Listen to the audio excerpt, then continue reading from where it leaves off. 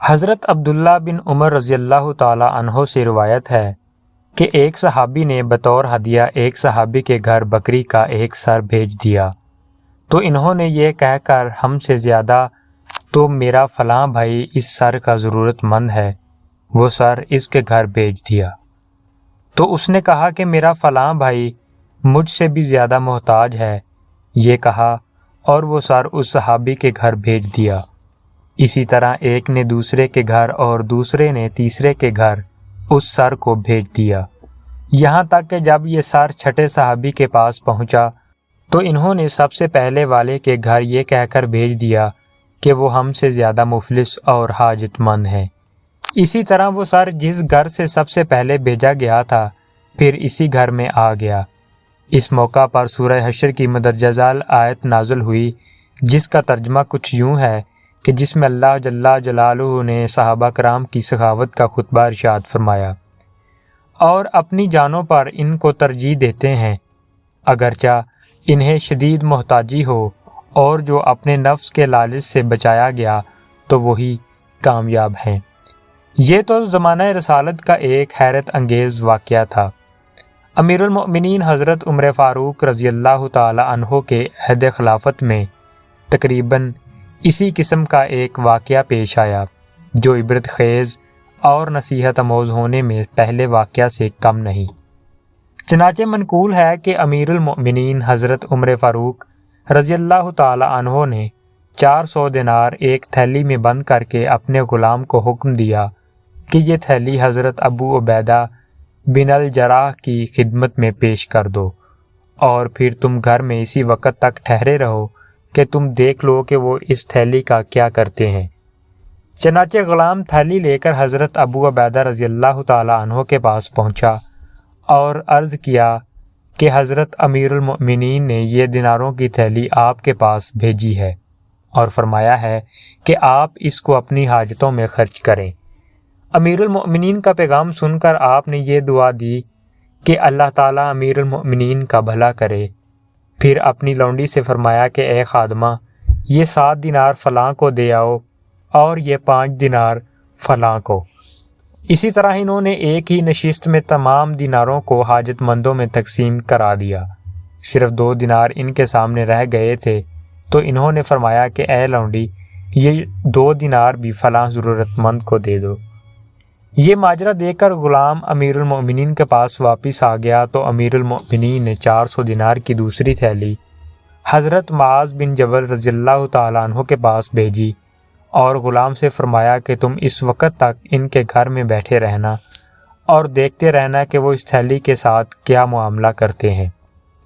چنانچہ غلام حضرت معاذ بن جبل رضی اللہ تعالیٰ عنہ کے پاس تھیلی لے کر پہنچا تو حضرت معاذ بن جبل رضی اللہ تعالیٰ عنہ نے امیر المؤمنین کا تحفہ اور پیغام پانے کے بعد یہ کہا کہ اللہ تعالیٰ امیر المؤمنین پر اپنی رحمت نازل فرمائے اور ان کو نیک بدلہ دے۔ پھر فوراً ہی اپنی لونڈی کو حکم دیا کہ فلاں فلاں صحابہ کے گھروں میں اتنی اتنی رقم پہنچا دو۔ صرف 2 دینار باقی رہ گئے تھے۔ حضرت معاذ بن جبل رضی اللہ تعالیٰ عنہ کی بیوی آ گئیں اور کہا کہ خدا کی قسم، ہم لوگ بھی تو مفلس اور مسکین ہی ہیں۔ یہ سن کر وہ دینار جو باقی رہ گئے تھے بیوی کی طرف پھینک دیے۔ یہ منظر دیکھ کر غلام امیر المؤمنین کی خدمت میں حاضر ہوا اور سارا چشمدید ماجرا سنانے لگا۔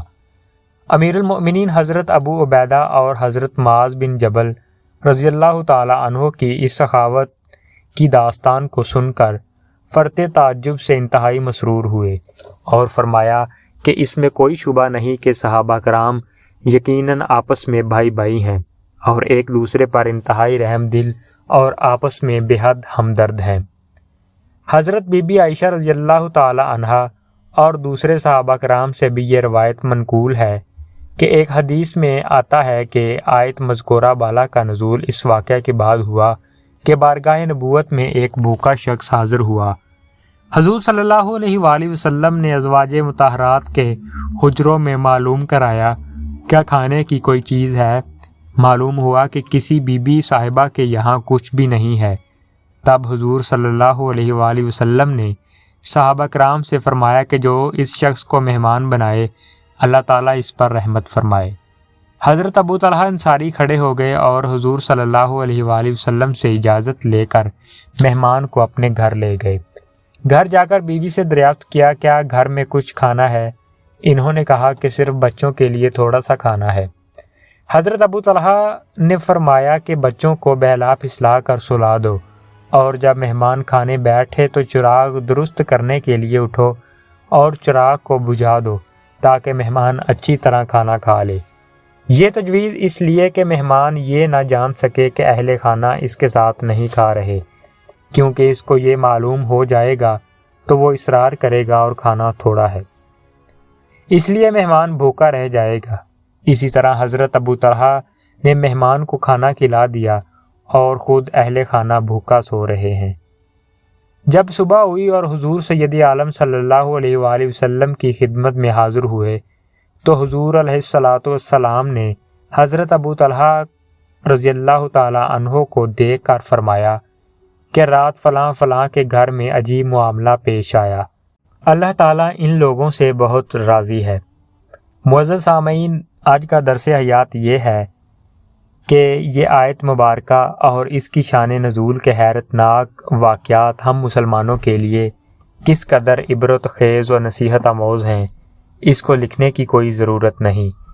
ہر شخص خود ہی انصاف کی اینک لگا کر اس کو دیکھ سکتا ہے، بشرط یہ کہ اس کے دل میں بصیرت کی روشنی اور آنکھوں میں بصارت کا نور موجود ہو۔ اللہ پاک آپ کو اور ہمیں نیک اعمال کرنے کی توفیق عطا فرمائے۔ وما علینا الا البلاغ المبین۔ شکریہ۔